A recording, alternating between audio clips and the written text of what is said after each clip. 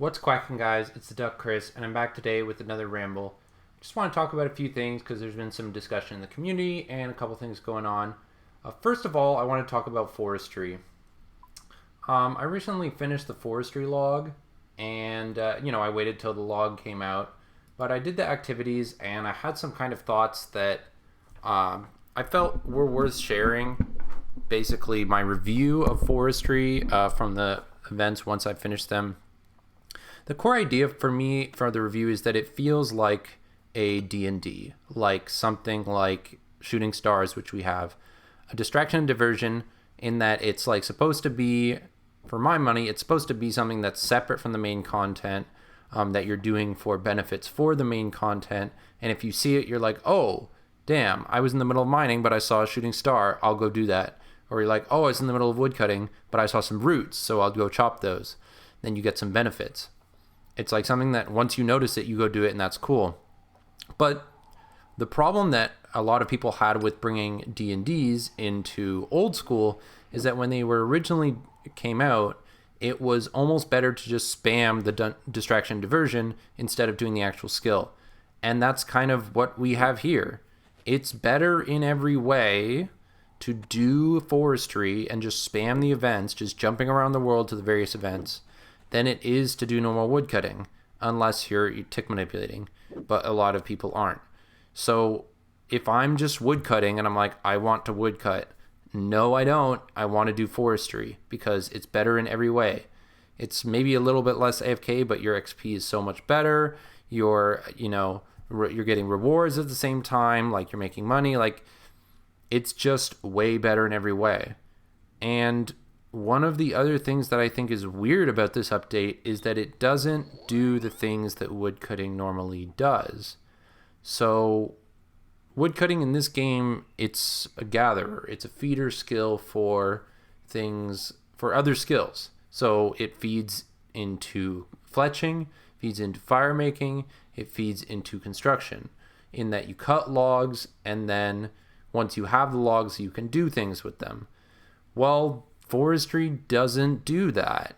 In fact, it cuts logs, but it also gets you these other resources, but they don't go in your inventory. They go in your forestry bag, and it's not totally clear until you go to the shop what they're used for. In fact, half of them don't have a use right now, which that's something that's going to come in part 2, but it's not totally clear.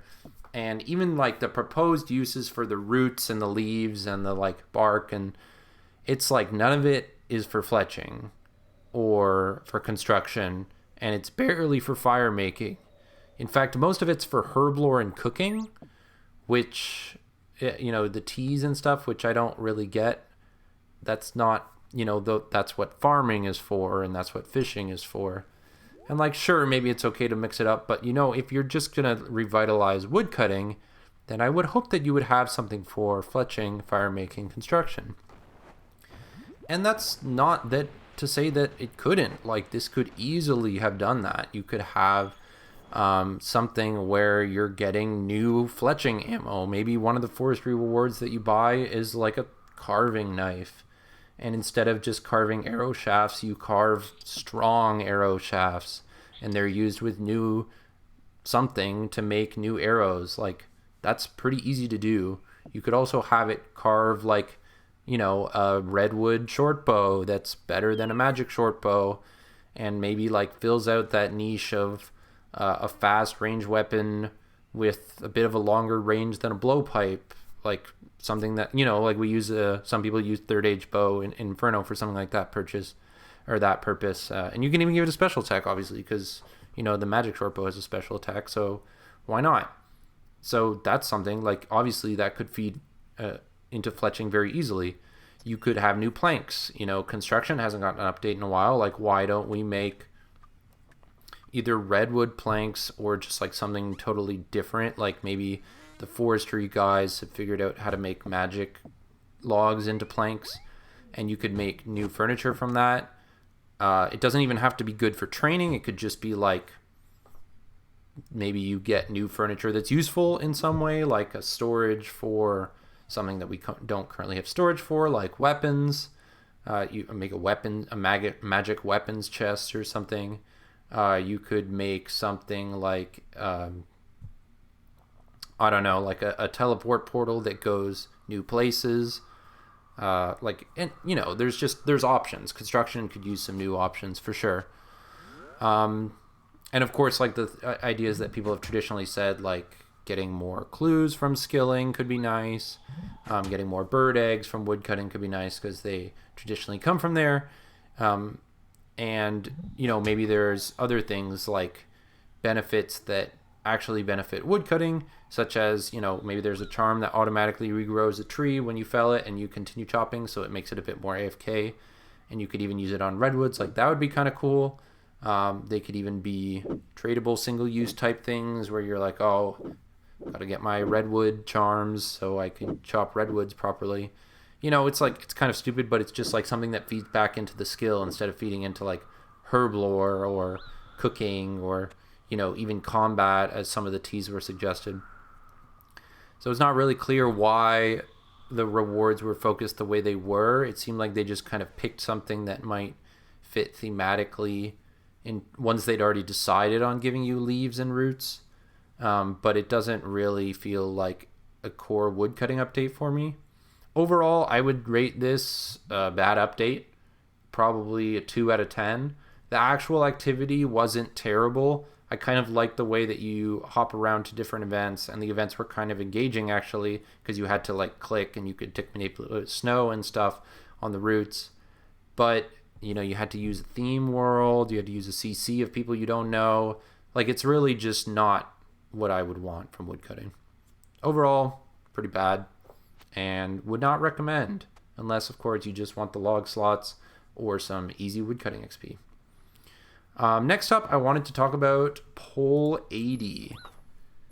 Pole 80. So Pole 80 is coming, the next quality of life poll. They've mentioned that it should be coming by the end of the week, so hopefully I can get this video out today so that you can hear my ideas before you hear Jagex's and then see how much better they are. General stuff, I think that they should be able to open my bird's nest for me. I do a lot of birdhouses. I get a lot of bird's nest with rings and seeds and stuff. In fact, I have thousands now. And gee, wouldn't it be nice if they could just open those for me and just give me everything, maybe direct to my seed vault or to my bank? That would be super cool. So please let the Freaky Forester do it or something like that. They should add Bounty Hunter to the collection log. This doesn't really need to be polled, but I mean, if they think it does, then why not do it now? Bounty Hunter is an activity that grants unique rewards. In fact, it helps you build your collection of unique rewards from Bounty Hunter. So you should be able to show off your collection log from Bounty Hunter to show all of the unique rewards that you've collected. Kind of sounds pretty basic and logical to me. Similarly, I think that we've gone on long enough to the point that there's no real reason to restrict Iron Men from being able to use items on their collection log to fill out slots. They've said for some time that it was an issue of being fair to mains, because mains can't do that, because obviously they could just buy the item. But let's be honest, at this point, mains have filled the whole collection log if they want to, and they got lucky enough. And the Iron Men, have done much the same. Anyone who's serious about the collection log has already went back and gotten a second Dragon Warhammer or something like that. So I think that's definitely something we could consider. There's been talk about Konar keys. People want the Konar keys to automatically drop when you kill a superior on a Konar task. I think that's a great idea, and I do expect it to be in this poll. Now, Giant's Foundry needs some love, I think. One of the things I mentioned before was a fletching reward, potentially from Forestry, so that woodcutting could give back to fletching in the way that it usually has. Well, Giant's Foundry is a smithing activity, so maybe smithing some, in some way you would maybe unlock an ability or something like that. Maybe you would even unlock an item that lets you accumulate metal for a new ammo. That's one idea that I've had before. Giants Foundry released, and I think it would be very cool to do something like that. So just an additional reward, maybe you could pair with the forestry thing for some fletching. I also think, having done a bit of Giants Foundry recently, the clunkiest part of it is having to run back to the pool to heat it, especially when you're on the far side of the room. It's just kind of annoying. Why don't they let us cast superheat item to reheat our sword? I think that would be pretty cool. Or maybe give us a reward in there, like they have in RS3, the Orthan Furnace Core, like that's kind of like a hot lantern that you hold and it keeps your item hot for you. That would be pretty cool. Or hey, the fire making cape, maybe you can do the same thing. Or Infernal Cape or Fire Cape, that would be a cool little Easter egg. Now I put this in a separate section, but I have a lot of ideas for TOA changes. This is the first quality of life poll that's come out since Tombs of Amascut release, and it said that they want to do a significant amount of Tombs of Amascut proposals. First one being Baba Room. There's a lot of talk about how to fix Baba Room. Ultimately, I don't think it's the worst room. Having got into it a bit more in terms of like the higher level solos and like trying to optimize it, there are ways to make it faster. It's just kind of annoying. I think that if you are anti-venomed, you shouldn't take any damage from the venom monkeys. That's probably not that hard to implement. Similarly, I think that the volatile baboons, that's the exploding ones, should be able to damage other NPCs. I think it would really speed up the room and give you a reward for, prioritizing the ones that explode and have higher, or the ones that attack you and have higher health. And then maybe the exploding ones could clean up some spawns for you. You could also make use of some smart pathing around the room to do that and group stuff up properly. I think that gems and thread should be made more common in entry mode. They're kind of common right now, but it's just about how many raids you do. But I think it should be like, if you want those items specifically, then you should just spam entry mode, and it really ups the drop rate to make it like the key reward from there. And then related, I think they should move the ring and fang off of entry mode. You could still keep that like super rare chance that they have for all the uniques, but I think moving ring and fang to 150, that's like a regular mode, is kind of a no-brainer. You definitely should be playing the regular mode of the content to get the regular rewards. Similarly, I think you should move Masori up.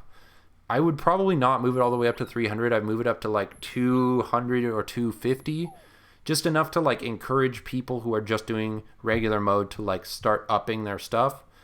And I would move staff to 300, 100%. Staff is obviously the premier reward, and I think that you should be doing experts if you want the staff. Finally, I would add an invocation for all that makes all the path levels instantly go up to 6.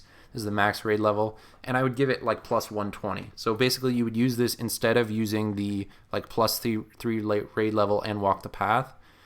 Obviously this would up the total max raid level, but it would also make it quality of life for those achievements where you need it to be a certain raid level. You could also make it instantly level 4 and add like plus 60, and then you could use it with walk the path. That could be cool also. That's about all the ideas that I have right off the bat. I think that this poll is going to be quite interesting in terms of what they do choose to focus on. Some people have said that they want to focus on Cox and stuff like that, but I'm not really sure. So ultimately, these are the changes that I've thought of so far. And if I have any more, then I'll probably make another video or go for the stuff when it comes out. More ideas for what you'd want to see in this poll or thoughts on the stuff that I've shared here, feel free to leave them in the comments. Otherwise, I'll probably do another video later this week or next week when the next quality of life poll comes out. And I definitely have some thoughts also to share on the new Desert Treasure 2 stuff that's been released today. So I'll probably make another video on that. Also, you could check out some of the other videos that I've made. I dropped one recently on sailing. I dropped a couple on forestry. And of course, I have an extreme banger of a Max Cape guide waiting in the wings if you haven't seen it already. But until next time, this is the Duck Chris. Peace out.